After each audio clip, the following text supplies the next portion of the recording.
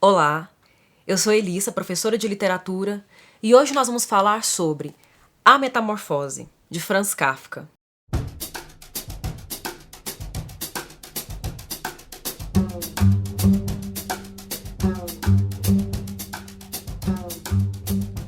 Quando certa manhã Gregor Samsa acordou de sonhos intranquilos, encontrou-se em sua cama metamorfoseado num inseto monstruoso. É assim que começa a metamorfose de Kafka. Se você for pesquisar no Google os 10 melhores inícios da literatura ocidental, os 15, os 30, os 12 melhores inícios, melhores introduções de narrativa de ficção, de conto, de novela, o início de A Metamorfose vai aparecer. Porque é muito abrupto, né? Entra de uma vez, a gente já começa lendo o livro com esse soco no estômago. O nosso protagonista, o nosso herói, passou a noite toda tendo sonhos perturbadores, esses sonhos não são revelados, mas ao despertar, encontra-se metamorfoseado num inseto monstruoso. No decorrer do livro, o autor não nos especifica que monstro é esse, que inseto monstruoso é esse, mas algumas interpretações apontam para a descrição de uma barata, o que é bastante repugnante mesmo. Essa é uma das marcas mais importantes do estilo de Kafka, que trazem esse soco no estômago não só em seu início, mas no decorrer da narrativa, no decorrer da trama. Tendo escrito contos e romances, Franz Kafka deixa aí importante para nós não só a metamorfose, mas também América, O Processo, é uma das mais importantes, das mais famosas obras de Kafka, O Castelo, que é uma obra tremendamente perturbadora, uma vez que ela é inacabada, contos como Um Artista da Fome, e toda essa coletânea que Um Artista da Fome traz, uma sequência de contos também incômodos, também perturbadores, O Veredito, Na Colônia Penal, etc. Kafka nasceu em 3 de julho de 1883.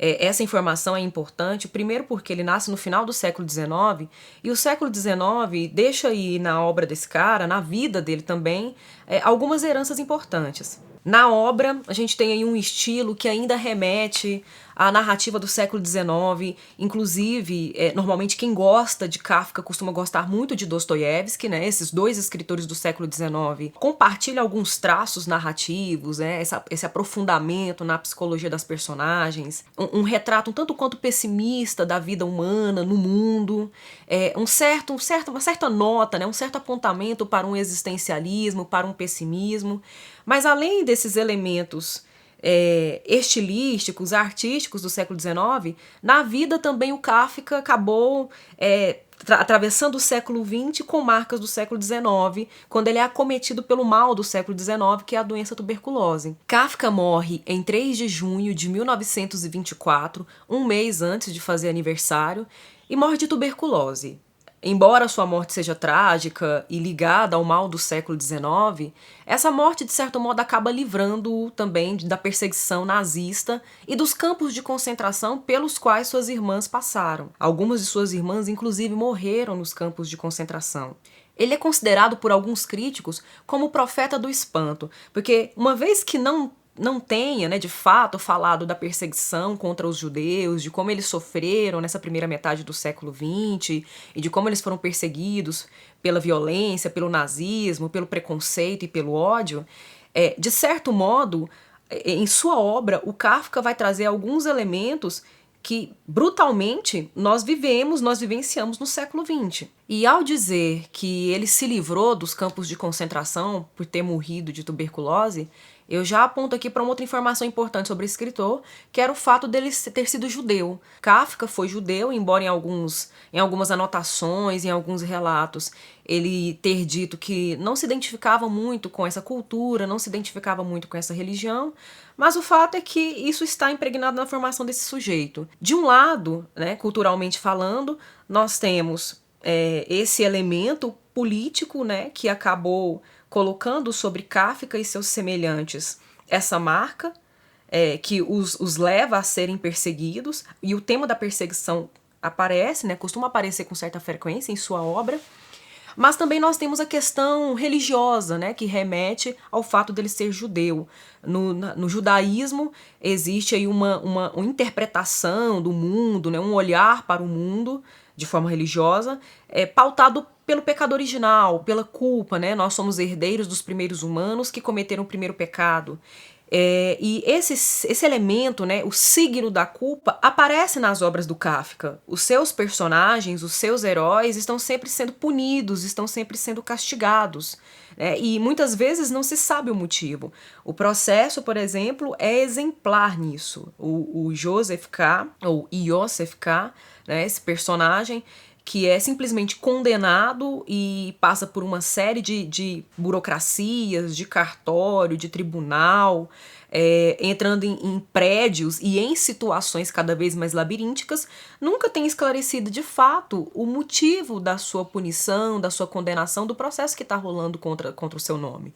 Então, a coisa da culpa, né, esse sentimento de culpa, ele, de certo modo, fica muito presente, muito evidente na obra do Kafka, mesmo que muitas vezes ele não nomeie esse sentimento claramente. Outro ponto importante sobre Kafka, e ainda ligado, né, à sua biografia, é que ele escreveu as suas obras em língua alemã. Ele nasceu em Praga, ele viveu na cidade de Praga, e Praga, nessa época, falava tcheco e falava alemão. Mas a maioria da população preferia falar o tcheco, se comunicava em tcheco. E o Kafka era fluente nas duas línguas, mas ele considerava que o alemão era sua língua materna. Então, quando ele optava, né, no meio da sua cidade, no meio dos seus compatriotas, falar uma língua que era minoria, ele acaba, de certo modo, fazendo o registro da sua literatura numa língua considerada menor. A sua literatura também é considerada menor por conta da língua que é menos lida naquele primeiro momento. De certo modo, pode-se perceber aí uma dificuldade de comunicação, né? A falência da comunicação, a dificuldade de se fazer entender, de ser entendido. E esse sentimento também vai aparecer na obra do Kafka. É muito interessante porque muitos leitores, muitos estudiosos, alguns inclusive em determinados momentos, acabam fazendo uma leitura muito biografista da obra do Kafka. Obviamente, essa obra oferece elementos que não somente biografistas para a gente poder entender e analisar o seu texto. Mas a biografia, né, a vida empírica do sujeito Franz Kafka é muito importante para a sua obra. O que nos leva a uma outra informação importante sobre ele, que é o fato dele ter sido filho de Hermann Kafka. O pai de Kafka foi uma figura que, segundo ele, foi muito problemática, a relação com o pai foi muito conflituosa, ele sempre buscava a aceitação, a afirmação do pai e não conseguia, nunca obtinha, inclusive pela discrepância dos aspectos físicos, né? O pai se considerava mesmo um judeu verdadeiro, né? Com todo aquele porte físico, trabalhador, um comerciante que queria prosperidade, que queria ascender. E o Franz Kafka não ligava muito para isso. Então, ele e o pai não compartilhavam muitas afinidades. Ele nunca se casou, inclusive, porque o pai nunca aceitou muito bem as suas namoradas, as suas noivas. O Kafka também nunca conseguiu se acertar com essas mulheres. Ele chegou a ser noivo de Felice Bauer, por exemplo, 2 vezes, mas nunca conseguiu se casar com ela. E aí, em Carta ao Pai, nós temos um pungente acerto de contas, né? A princípio, o Kafka escreve essa carta para realmente jogar na cara do pai tudo que ele provocou, né, de trauma na vida dele. Manda para a mãe entregar, acaba que a mãe não entrega, né, por receio mesmo das consequências disso, porque com certeza não seria nada muito bonito e divertido de se ver. E hoje, Carta ao Pai é considerado uma das obras da literatura mais importantes de se ler, né, porque há ali, novamente, elementos estilísticos dessa escrita de Kafka, e também há importantes elementos da vida empírica, né? da biografia de Kafka. E por que esse pai é tão importante? Por que esse pai, de certo modo, ele vai aparecer nas obras do Kafka, nas outras obras do Kafka? Nas outras obras, em geral, toda figura paterna, em A Metamorfose, né, em O Veredito, a figura paterna, ela sempre será opressora ou brutal, e se não é a figura paterna, é uma figura patriarcal, né, que vai figurar numa instituição ou numa profissão, como a gente percebe, por exemplo, em O Processo, em que temos a figura do tribunal, né, a figura do advogado, essas figuras que exercem poderes sociais patriarcais, elas são violentas e brutais, como uma forma mesmo de propor uma reflexão sobre a sociedade, sobre o Estado, mas também sobre a vida de Kafka. E pensando nesses elementos que são recorrentes na obra do Kafka, nós temos aquilo que os críticos chamam de estilo kafkiano. O que vem a ser esse estilo kafkiano que marca a obra de Kafka, deixa ela tão acentuada diante de outras obras da literatura ocidental?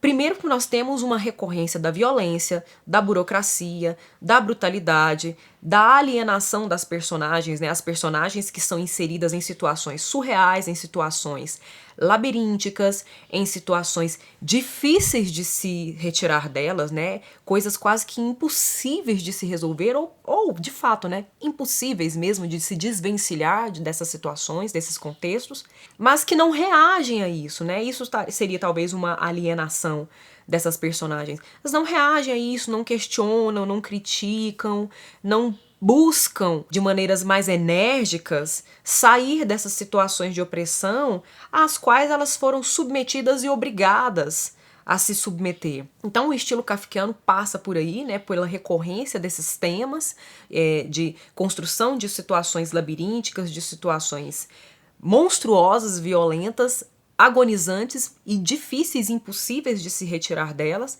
mas também nós temos no estilo kafkiano a mistura de dois elementos muito improváveis na narrativa, que é o insólito, chegando ao absurdo, essas situações que poderiam acontecer somente num pesadelo. Quem é que acorda de repente metamorfoseado num inseto? O que aconteceu? Foi influência radioativa? Foi maldição? O que foi? Isso nunca é respondido em A Metamorfose. Por que o cara está sendo condenado? Qual é o processo que o leva a ser condenado à morte? E de todos, na cidade inteira, em todos os lugares por onde ele passa, olham para ele com um olhar de repulsa, de condenação, como se todo mundo soubesse que ele é culpado. Isso é uma situação muito improvável, como em um processo acontece. Então, essas situações muito insólitas, que muitas vezes parece até narrativa fantástica, lembra a narrativa fantástica, mas carregadas de realismo, São narrativas insólitas, absurdas, carregadas de realismo, carregadas de naturalismo. A representação das personagens humanas, a representação dos seres humanos de uma maneira muito crítica, de uma maneira muito pessimista, de uma maneira, de certo modo, desumanizada pelas próprias práticas sociais, pelas próprias práticas humanas. Então, esse é um outro ponto interessante que marca, e um outro elemento que vale mencionar aqui, que também marca esse estilo kafkiano, é a dificuldade de comunicação entre esses personagens. Esses personagens não conseguem dialogar, eles não conseguem conversar, a comunicação é falha. Ora, porque eles não se entendem, e ora porque a gente percebe na própria linguagem kafkiana, no próprio texto do autor Kafka, certa sequidão, uma linguagem seca, uma linguagem árida, não há criações, imagens poéticas, poética num sentido bem senso comum, num sentido bem comum mesmo, de remeter a uma construção mais bela ou mais apelativa às emoções, aos sentimentos, à percepção, do sensorial. Não, em Kafka não há esses adornos, não há esses cuidados. É uma linguagem bruta, seca. Isso porque o cara também ele vem de uma linguagem muito burocrática e muito direta ao ponto, objetiva quando convém, que é a linguagem do direito, Ele atuou como advogado durante um bom tempo, numa companhia de seguros, embora fosse muito insatisfeito com essa profissão. Ele queria mesmo viver de literatura. A frase famosa de Kafka, em que ele diz: tudo que não é literatura me aborrece, marca muito bem essa inclinação. Mas, por outro lado, a figura paterna não aceita muito bem esse hobby, esse desejo que o Franz teria por se tornar escritor. A última informação importante sobre a biografia do Kafka, que não poderia deixar de ser mencionada aqui, é a sua amizade com Max Brod. Max Brod era um de seus amigos mais próximos, dos melhores amigos, a quem ele, inclusive, depois permitiu a leitura de A Metamorfose. Max Brod, inclusive, mexeu alguns pauzinhos para ajudar aí a publicação da Metamorfose em algumas revistas. Muito longa para ser considerado um conto naquele momento, mas a insistência, a insistência, né, da leitura desse texto e de como esse texto é impactante, se tornou impactante, acabou favorecendo aí a publicação de A Metamorfose. Mas o Max Brod também foi importante porque ele vai ser responsável por fazer algo pela obra do Kafka que, se não fosse ele, talvez a gente não teria acesso a nada disso hoje. Quando Kafka morre, ele deixa os direitos autorais da sua obra pro Max Brod. E ele faz ainda uma recomendação, né, de que o amigo destrua tudo, que ele acabe com tudo que tinha sido escrito. E aí o Brod não faz isso, né, muito pelo contrário, ele reúne, organiza, faz aí um trabalho de editor e publica, leva a público as obras do seu amigo falecido. Então, essa figura é importante. Na biografia, na crítica do Kafka, o nome do Max Brod não deixa de ser citado, justamente por representar aí essa importante mediação dentro do sistema literário que foi entre autor e obra e público, né, promovendo aí uma circulação da obra kafkiana. Sobre a obra A Metamorfose, convém fazer alguns apontamentos. A edição que li foi essa, traduzida por Modesto Carone, é um especialista em Franz Kafka, tradutor de Franz Kafka. Ele traduziu não só A Metamorfose, mas outras obras dessa mesma editora. Vem acompanhada de um pós-fácil que vai discorrer um pouco sobre a obra, e A Metamorfose é nomeada como a mais célebre novela do século XX, a mais célebre novela de Franz Kafka. Ele vai explicar um pouco dos bastidores da tradução, quais foram as escolhas que ele fez, como que ele em português vai reproduzir a sintaxe kafkiana, o uso de advérbios, né? O Kafka usa advérbios de modo com muita frequência, razoavelmente, evidentemente, esse tipo de advérbio terminado em mente, ele usa com muita frequência, às vezes dentro do mesmo parágrafo, dentro da mesma oração, e sempre uma linguagem que ao mesmo tempo parece muito prolixa, parece também muito enxuta, muito seca, e que vai muito como uma pancada mesmo nos olhos, na direção dos olhos do leitor. É considerado uma novela, né? Em alguns lugares você pode encontrar aí a nomeação de A Metamorfose como um conto, mas é um tanto quanto extensa, né? Ultrapassando e excedendo umas 70 páginas, é até dividida em partes ou capítulos, né? Sendo 3 capítulos. O núcleo narrativo gira em torno de Gregor Samsa, que acorda repentinamente metamorfoseado num inseto monstruoso, como eu tinha dito anteriormente. Algumas interpretações apontam para Barata justamente pela repugnância que ele passa nesse primeiro momento, quando ele vai reconhecer o próprio corpo, ele vai analisar a si mesmo. A partir do momento em que esse personagem acorda metamorfoseado, nós temos aí uma verdadeira luta para a sobrevivência desse personagem, para a aceitação da família sobre esse incidente. E essa situação, essa metamorfose, ela ocorre fisicamente, materialmente em Gregor Samsa.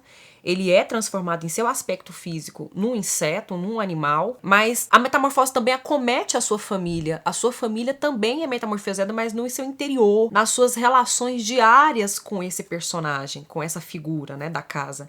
O Gregor Samsa era um caixeiro viajante, então ele estava mais fora de casa do que dentro dela, trabalhava sempre viajando, uma profissão extenuante, porque ele quase nunca descansava, dormia muito mal. Essas reflexões, inclusive, permeiam os pensamentos dessa personagem no início, na primeira parte, em que ele acorda muito assustado e tenta lidar com essa nova configuração do seu ser.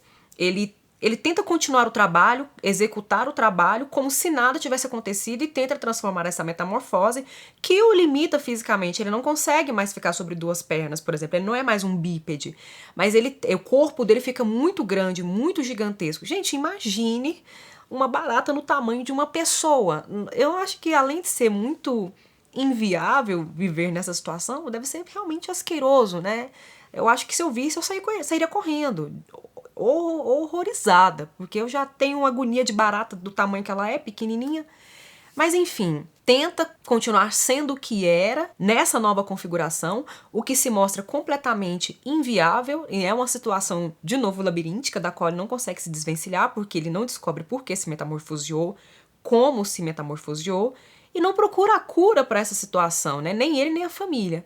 Mas é muito interessante que a partir desse momento, por meio de um narrador meio intruso, esse narrador é um entrão, ele dá conta dos sentimentos e dos pensamentos de todo mundo, e é muito impressionante porque há momentos em que parece que esse narrador é o próprio Gregor Samsa.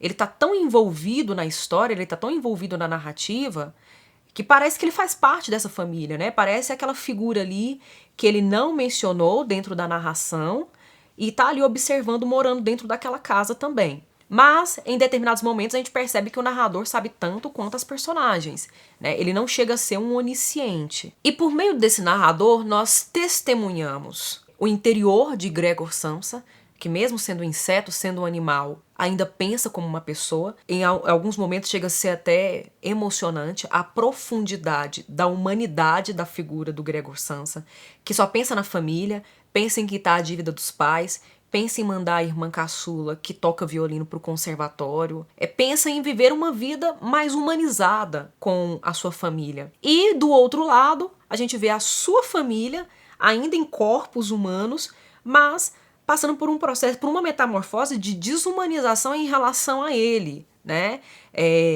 Não quer mais encará-lo, não quer mais deixá-lo circular pela casa. E assim, gente, é muito curioso, é muito ambíguo mesmo, né? A gente vai lendo a narrativa, a gente vai lendo a novela e vai percebendo como é difícil essa situação para essas personagens. Porque eles não estão mesmo diante do corpo de Gregor Samsa. Eles estão diante de um inseto que, embora tente falar com a família, muitas vezes o narrador deixa subentendido que o que ele fala, ele entende, ele consegue organizar na cabeça dele, ele entende o que ele está falando, a voz dele, mas a família parece não entendê-lo muito bem. A gente não sabe se é por um total fechamento da audição e da compreensão dessa família, ou se na metamorfose a voz dele foi alterada de tal modo que ele não consegue mais articular, verbalizar sons humanos. Mas é justamente aí que nós temos essa ambiguidade, né? Uma narrativa que vai transitar entre o humano e o inumano. O Gregor Samsa é humano e inumano ao mesmo tempo. A sua família também é humana e inumana ao mesmo tempo, né? Eles passam por um processo de desumanização. É uma narrativa que até hoje suscita diferentes interpretações. Já havia aí muitas interpretações de caráter alegórico, no sentido de tentar entender a metamorfose de Gregor Samsa como um processo de invalidez, né? Como se ele fosse a manutenção da casa, da economia da casa, e de repente ele sofre um acidente ou é cometido por uma doença e fica inválido.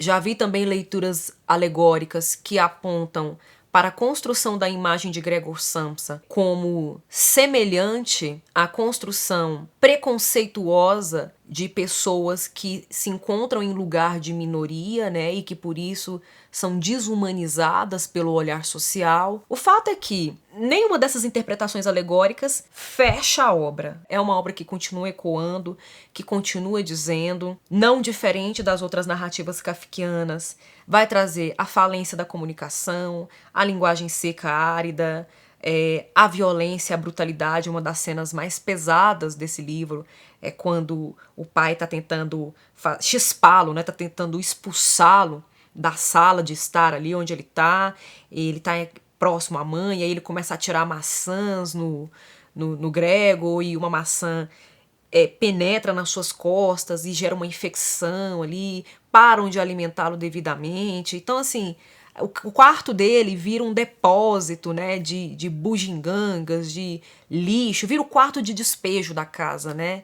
E aí ele fica nessa situação de marginalidade dentro da própria casa. Eles não conseguem abrir mão dele, mas também não conseguem considerá-lo como parte da família. Ele vira esse pária dentro da própria casa. Só que é uma narrativa tão intrigante e que traz todos esses elementos de uma maneira tão pungente que é difícil dizer que é só isso ou que é só aquilo e fechar a conta da narrativa aí. Portanto, né, eu indico fortemente, não só pelo aniversário do Kafka, espero que com esse vídeo eu consiga honrar a memória desse escritor, mas também pela possibilidade de reflexão, de experiência estética, de experiência com a linguagem, de reflexão sobre a realidade, de como a arte pode pensar a realidade e modificá-la, né? E a realidade fornecer material de reflexão para a arte continuar intervindo nela, né, nessa realidade, é que eu indico fortemente a leitura de A Metamorfose de Franz Kafka. Espero que goste, espero que não pare na primeira leitura, né? Eu li uma vez e depois reli, depois de 10 anos reli, e a obra me disse mais coisas, tanto é que vi necessidade de fazer o vídeo sobre essa obra em específico, e que seja também um convite para que vocês visitem outras obras do Kafka. Eu agradeço a atenção, né, a audiência, fico por aqui, até a próxima.